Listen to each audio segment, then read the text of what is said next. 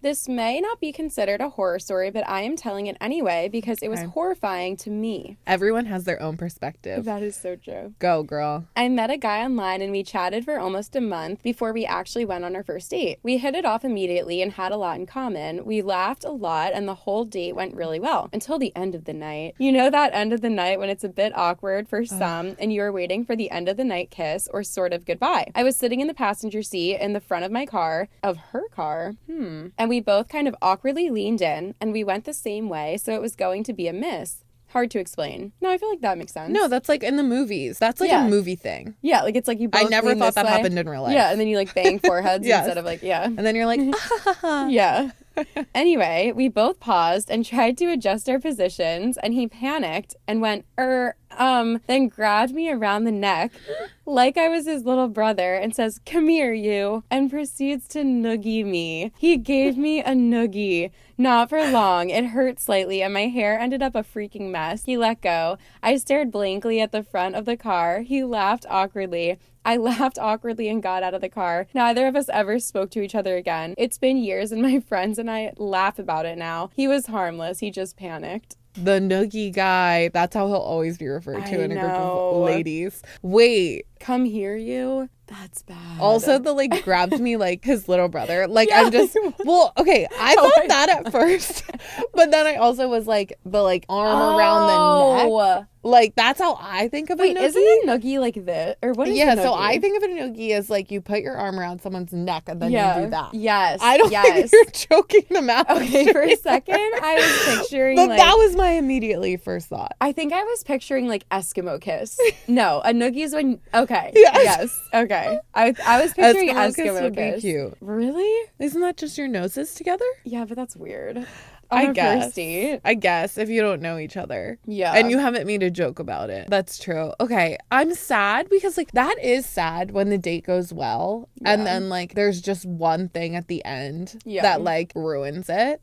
I'm glad that they just never spoke of it. Yeah. It's so much better when both people leave the date knowing that it wasn't a good date. Yeah. Like in my mind, that's always a relief. Like where you're just like, okay, we know this isn't going anywhere. Yeah. It just is what it is. I've never had that, I don't think.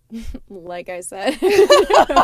No, I've definitely hung out with people and then I say like, oh, you know, like I don't know if I feel like a romantic vibe. Yeah. But I don't think I've ever had someone where we're both just like, nah. I don't know. You're cool, but no. Yeah. I don't know what I would do. If someone started to give me a noogie. See, okay, I think my vibe, I can really vibe with someone when I have a similar personality and I feel like I can make a joke out of almost anything. Yeah. And like an embarrassing moment, I love to just like lighten the mood and be like, it's just on each other's team. Yeah. You know? I feel like if that happened to me, I'd be like, oh, noogie? Okay, like let's do it, you know? And then if I wanted to kiss them, like I feel like if she really liked him up until that point and she knew that it was just like an awkward thing, I would have been like, if it was like a hot guy and I was like really into them and then they gave me a noogie and I knew that was just like him being awkward, you could do a power move and then be like, oh, noogie, and then just like go as if you're gonna grab them and do it to them, but then kiss them. Ooh. I should really be like a dating coach out here. Yeah. You are smooth. I should start going on dates. I know. I'm like, here's what I would do. I will never go on a date with a... No, I'm just kidding. I'm staying single forever. I'm like, if it ever happens, maybe I would do this.